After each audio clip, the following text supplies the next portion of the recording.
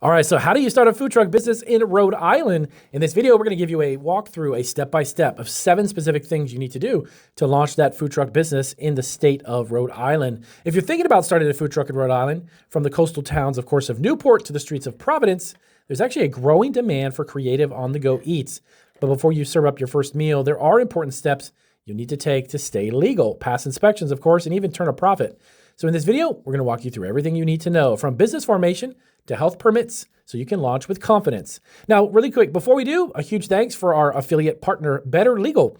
Starting a food truck in Rhode Island isn't just about cooking. It's about getting your food business legally registered as well, set up properly and compliant from day one. Now, that's where our affiliate partner, Better Legal, comes in, because they actually help food truck entrepreneurs in Rhode Island file their LLC or corporation quickly and affordably, getting your EIN, for instance, your employer ID number, drafting your operating agreement, and handling annual reports and compliance reminders. Remember, with Better Legal, you can actually avoid paperwork headaches and focus on launching that food truck with a little more peace of mind. Step 1, creating that business plan. So, food trucks in Rhode Island. Well, before applying for permits and buying equipment, map out detailed business plan. This is actually something you should think of kind of as a roadmap for your food truck from the start, okay? Now, it should include some of the following. It doesn't have to be intricately perfect or detailed out, just something simple to give you an understanding of where you want to be with your food business. So your concept, so what makes your food truck stand out? Next up would be menu items with pricing based on food costs and target margins. Target locations across Rhode Island, like Providence, Newport, or Warwick. You want to figure out what location is really going to be beneficial for you.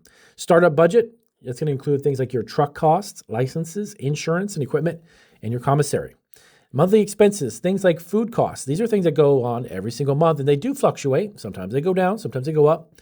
That would be gas, payroll, maintenance, or even marketing. Lastly would be marketing ideas like social media, food truck locator apps, or even loyalty programs. Step 2, this is probably one of the most important. You want to register your business. To operate legally, you'll need to form a business entity. That would be choose a business structure. LLC is normally the most common for food trucks. You also need to register that entity with the Rhode Island Secretary of State. You want to apply for your EIN, which is your employer identification number from the IRS. That's actually free, by the way, at least one of the few things that are free. This is kind of like a social security number for your food truck business. You want to open a business bank account to keep personal and business finances separate. Trust me, I've actually been there. It's very important for tax purposes. Keep your business stuff separate and your personal as well. Now, Better Legal, by the way, can handle all of this for you in just a few clicks. So definitely check out that link, as I mentioned earlier, down below. They have a lot of this information they can do for you. Step 3, register with the Rhode Island Department of Business Regulation, known as a DBR, actually. To legally operate in Rhode Island, you must register your food truck as a mobile food establishment with the DBR. Now, you want to submit your application through the Rhode Island e-permitting portal. What you'll need, well, your state health licensing from the Rhode Island Department of Health, a fire safety inspection certificate, you got proof of vehicle registration and auto insurance, and a valid Rhode Island sales tax permit, also known as a retail sales permit. By the way, really quick, in Rhode Island, alcohol sales are prohibited under the MFE licensing. Step 4, schedule and, of course, pass a fire marshal inspection. Now, if you're using any propane, fryer, griddle, or even generator on your truck, you must pass a fire safety inspection.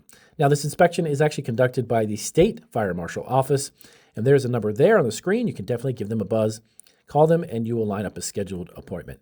You'll need UL-rated propane gas alarm. You need tested propane lines and fittings with, of course, documentation that they're working properly. Fire extinguishers, known as Class K, by the way, for grease fires and ABC multi-purpose type of extinguishers. Now, the inspection fee is around $100 or so. Sometimes that fluctuates, but roughly it's around $100. Re-inspection is around $100 as well. All right, so step 5, as I mentioned, we're going to get your health permit from the Department of Health.